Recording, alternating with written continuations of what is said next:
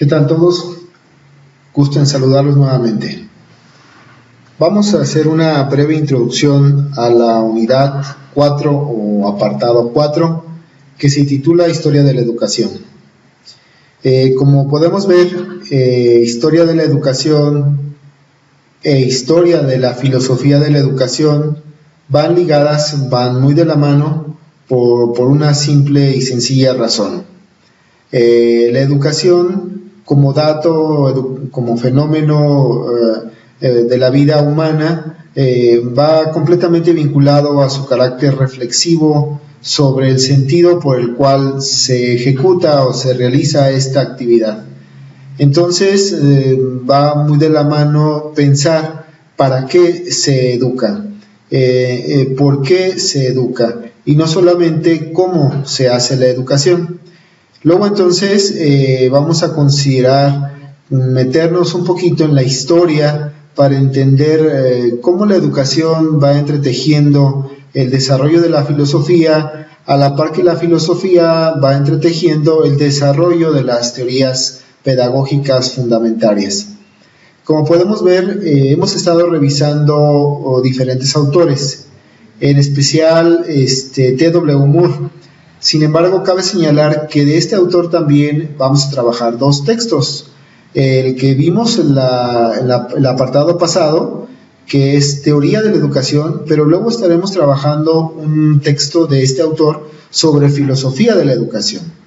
Ahora bien, para hablar de la historia de la educación, vamos a tomar a Henry Monroe, que es un texto excelente donde hace una revisión desde la educación en la antigüedad, la Edad Media, la Edad Cristiana, hasta llegar casi a la Edad moderna. En otro apartado deberíamos revisar la Edad Moderna, que finalmente es la educación o la historia de la educación que conocemos después de la Ilustración hacia acá.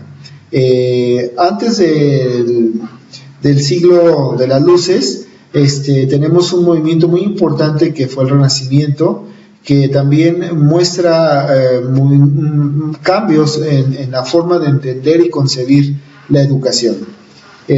No cabe también la menor duda señalar que la educación en los países occidentales tiene un eje muy marcado hacia los saberes globalizantes y que van muy de la mano con el sistema productivo, económico, social que tenemos los seres humanos.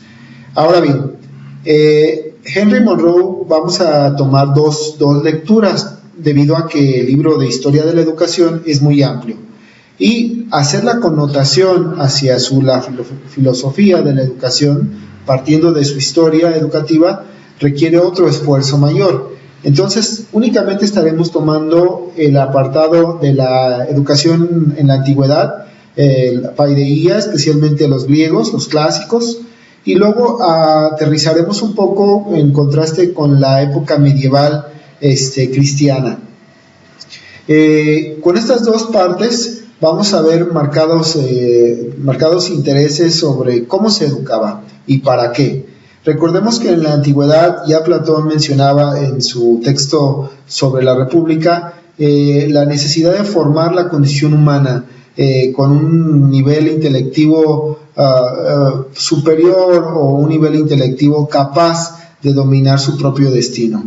Y la época cristiana introduce el movimiento educativo en función de las virtudes, la gracia y tomando en consideración el desarrollo de la psique o el conocimiento del alma que tenían los griegos para introyectarlo al nivel de persona y darle un carácter ontológico fundamental. Entonces, la educación sufre un cambio, un contraste que va introyectando el conocimiento, pero a la vez va marcando una posición de presencia en la sociedad y en la cultura.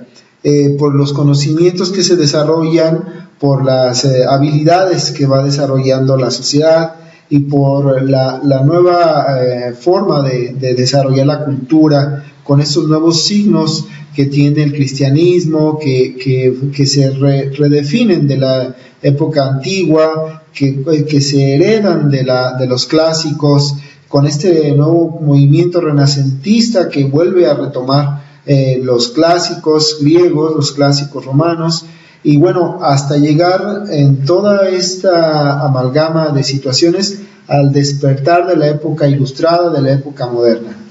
Y bien, entonces, para hablar de historia de la filosofía de la educación, tendremos que ir entendiendo las formas en que se admite la posibilidad de racionalizar e instrumentalizar el hecho educativo y sobre todo la pedagogía. Luego entonces, la historia de la educación nos da la pauta para determinar los alcances y los límites de esta racionalización, de este saber global que nos va dando la filosofía de la historia de la educación. Van entretejiéndose estas dos líneas y convergiendo en la teoría fundamentaria o pedagogía fundamentaria que conocemos hoy en día. Es importante pues que en este chapuzón en la historia salgamos enriquecidos de esta gama de conceptos que habla Aristóteles, que tienen los clásicos, que tiene Santo Tomás, que tiene la patrística, para entender por qué el hecho educativo es tal cual es en la actualidad, para entender el valor de lo que es la formación, para entender la importancia del sujeto que se forma, ¿no?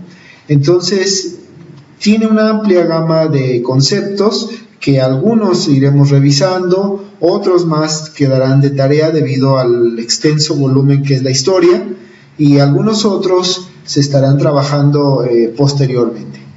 Para hacer esta actividad vamos a usar un foro para la primera lectura de Henry Monroe y un buzón para entregar una síntesis de la segunda lectura de este mismo autor. Posteriormente vamos a pasar a otro bloque donde explicaremos las dimensiones de la filosofía de la educación. Por su atención, gracias.